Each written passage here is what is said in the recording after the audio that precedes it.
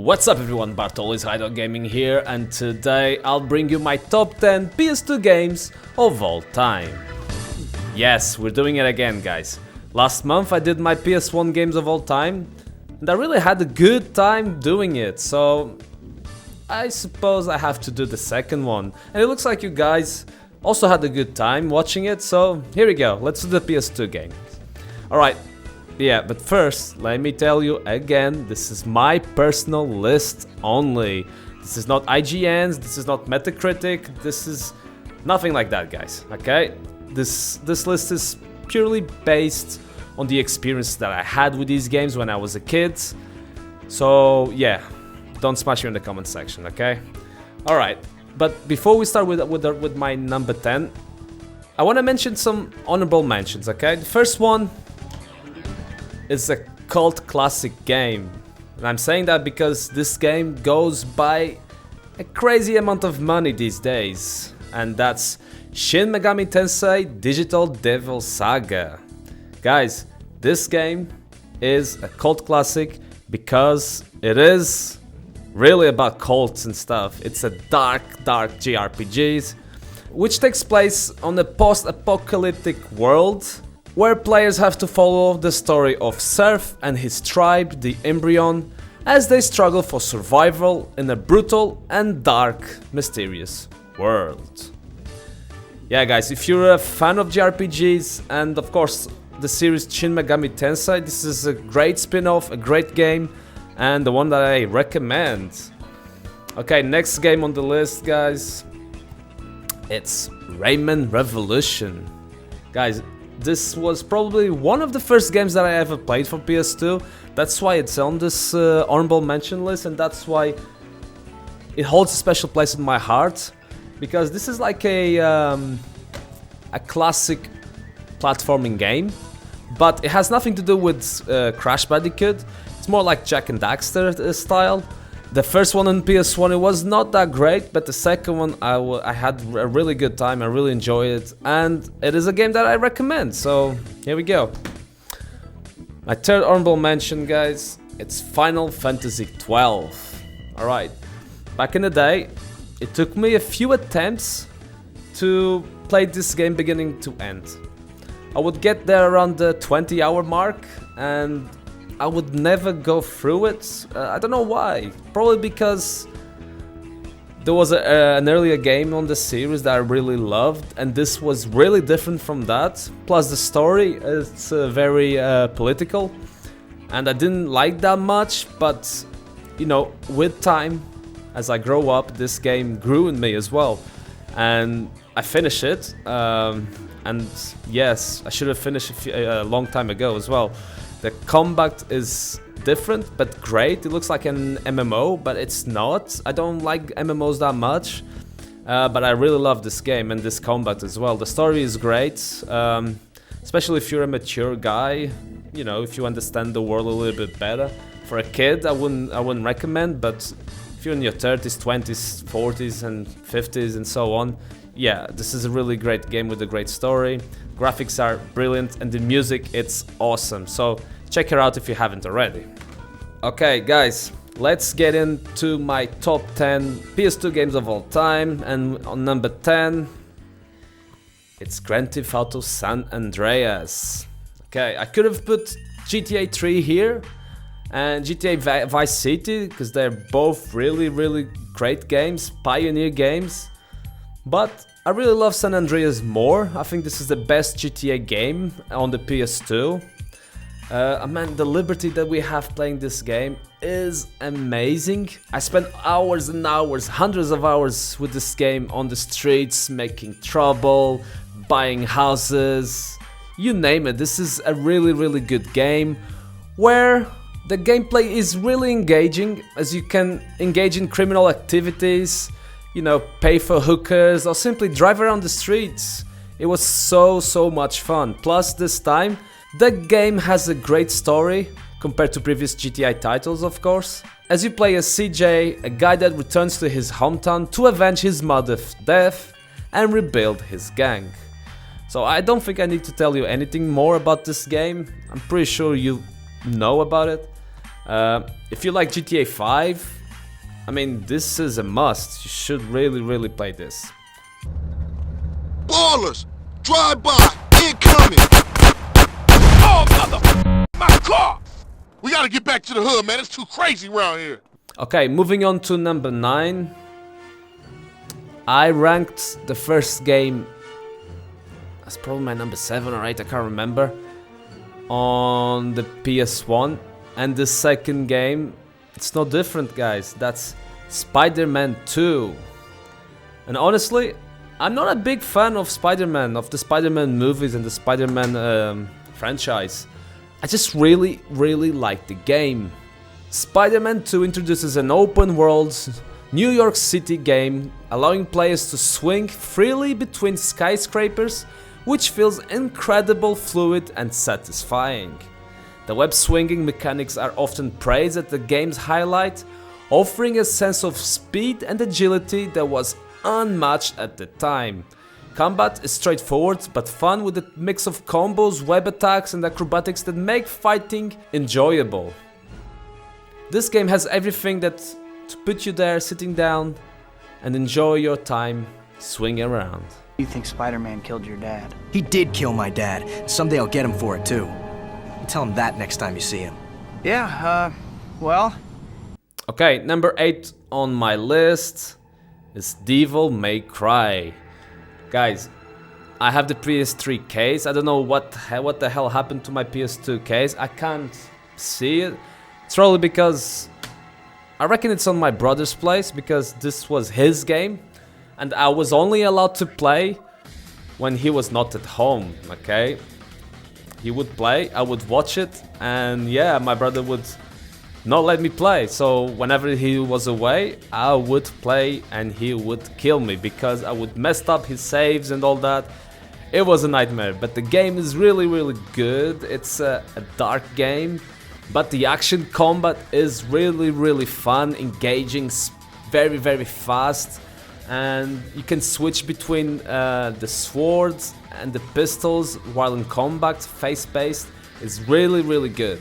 Plus, the game's gothic atmosphere, complemented by its early soundtrack, creates a haunting yet exhilarating experience that you don't want to miss.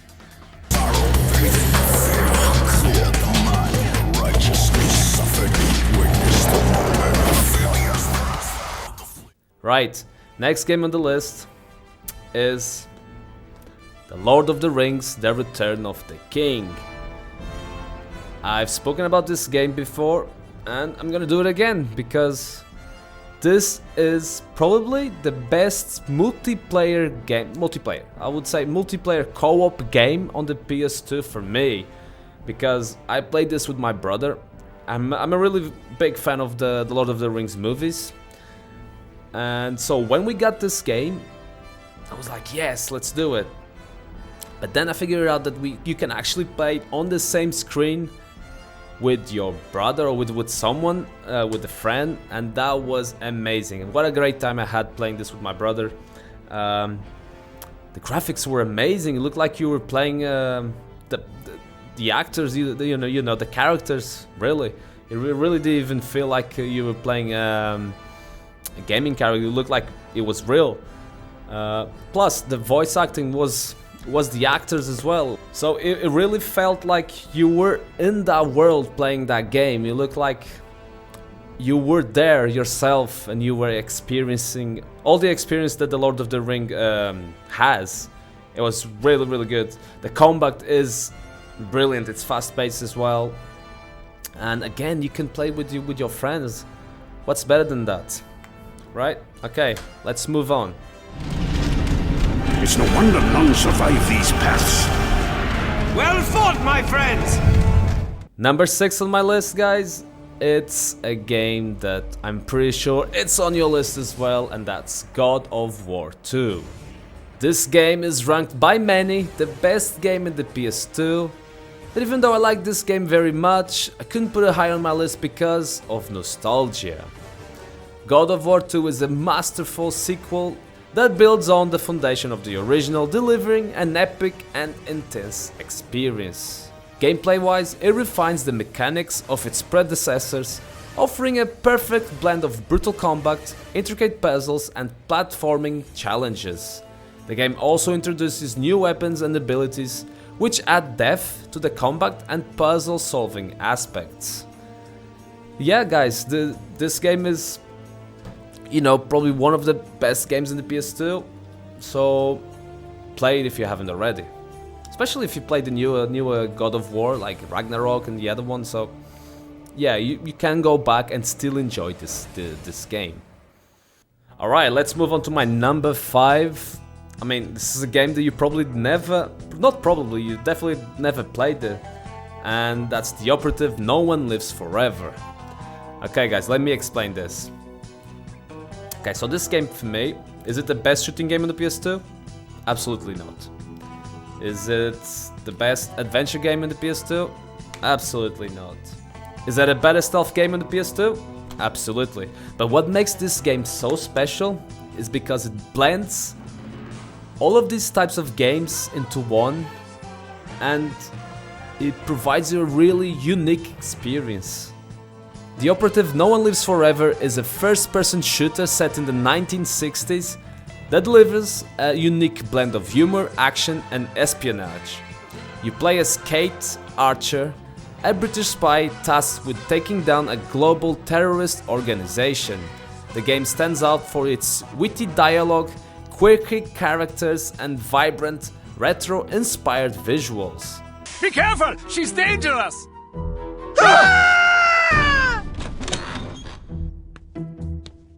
I'm not cleaning up this mess. The gameplay is a mix of stealth and action, offering a variety of gadgets and weapons that fit the spy team perfectly, and I absolutely love that. Yeah, this... I mean, it's no Metal Gear Solid 2, but it's definitely up there on my list, and I look at this game with so much nostalgia. Man, I really had a good time playing this, and every time I go back to it, it nearly makes me tear. So yeah guys, try it out. I believe you'll love it, because I do. Caroline, do you make love to strangers? Certainly not. Then allow me to introduce myself. Why not just introduce yourself to a police officer and spare me the trouble? Okay, moving on to the next game. This is a game that it shouldn't really be on my top 10 list, and that's Tomb Raider Anniversary. Okay, this game guys, it's a remake of the original 1996 Tomb Raider, but in my opinion, and this is my opinion only, I know it's, you know, controversial, but this is a better game than the 1996 one, okay?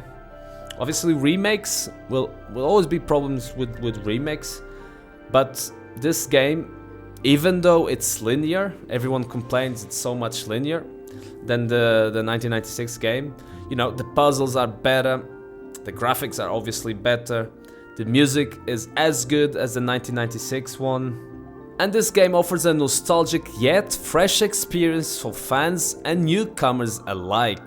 The levels are familiar but redesigned with added complexity and challenges, making exploration and puzzle solving more engaging. Yes, there's a lot of criticism about this game, but I really don't care. I really enjoyed this game, and that's why it's on my top 5.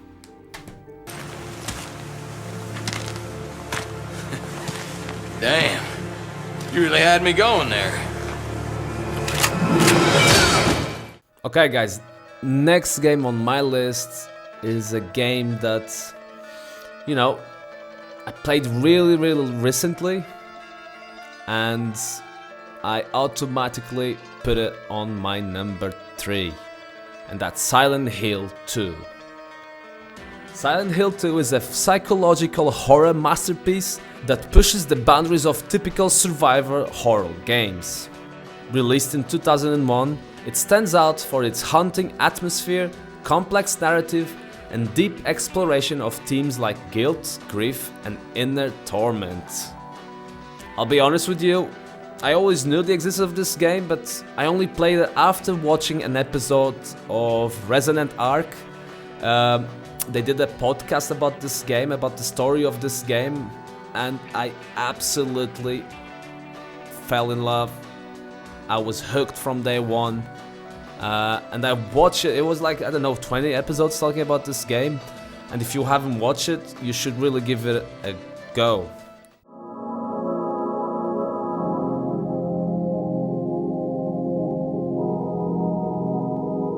Mary, could you really be in this town? Right, my next game, number 2, is a game that I remember being hyped since it was talked about. Everyone was looking forward for this game, and they really didn't disappoint. And that's Metal Gear 2: Sons of Liberty.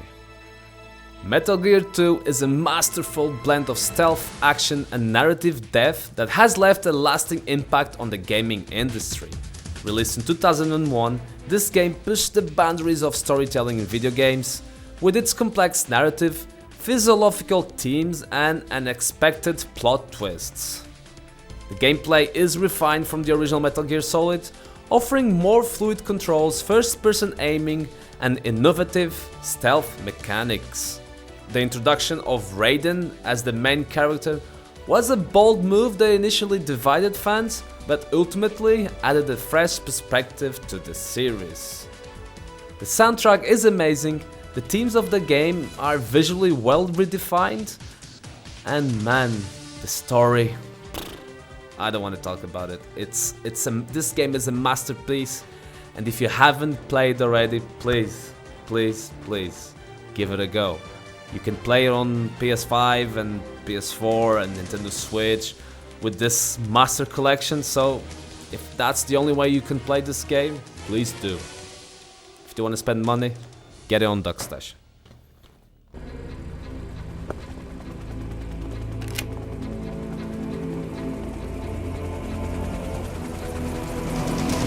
So it is the Kasaka.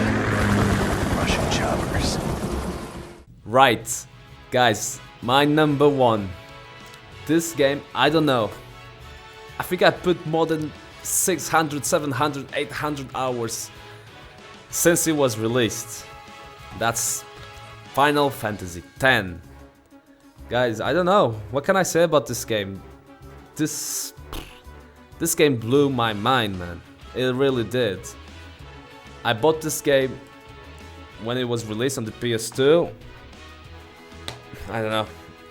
I also bought the sequel, which is not as good. Well, it's not as good as Final Fantasy X, but it is an amazing game. I also bought it on the PS3, the HD remaster. I also bought it on the PS4, and I need to buy on the PS5 as well. So if they release a PS5 physical copy of this game, I will definitely buy it because, man, I love this game. What can I say? If someone asks me, why do you love this game? If someone texts me that, I'm pretty sure you've seen that meme of, you know, the response being an audio file of 6 hours. That's how I am with this game, honestly. Again, Resonant Arc they have a podcast on YouTube talking about the story of this game, and it is, again, I don't know how many, it's 20 episodes of 2 hours or 2 hours. It's crazy. I mean, there's so much to talk about this game. The visuals are awesome. The music, it's, if not the best, it's up there as one of the best soundtracks of all time. The music, it really is that good.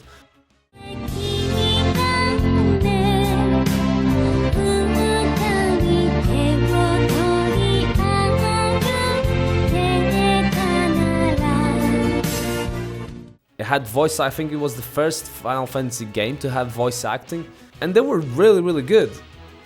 I'll never forget my days spent with you, growing up in Besaid. The narrative it's so deep. The narrative, they talk about death, they talk about sacrifice, they talk about love, they talk about friendship. I don't know, man. If you haven't played this game, you're missing out. You really are. Yeah, the soundtrack of Nobuo Uematsu. His work here on this game, it's amazing, guys. I don't know, I can't tell you enough. I mean, I have 4 Final Fantasy X games here, so I think it really means something. You should really play this game. And there's so many good games on the PS2, and for this to be my number 1 without a doubt, it means that it's something special.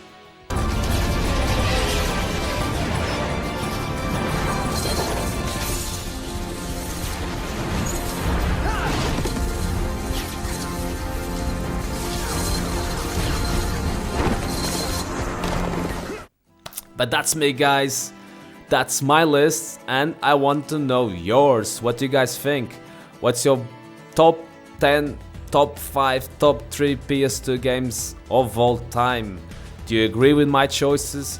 What would you remove from here? I'm pretty sure you would remove the operative No One Lives Forever because you don't know the game, but I love it. Tell me. I want to know your thoughts, I want to know your list, I want to know your favorite games. Let me know in the comment section below, and if you enjoyed this video, guys, as always, please hit that like button, it really helps the channel out, and subscribe if you haven't already. Bartoli's Hideout signing out, thanks for watching, stay safe, and until our next adventure. Peace.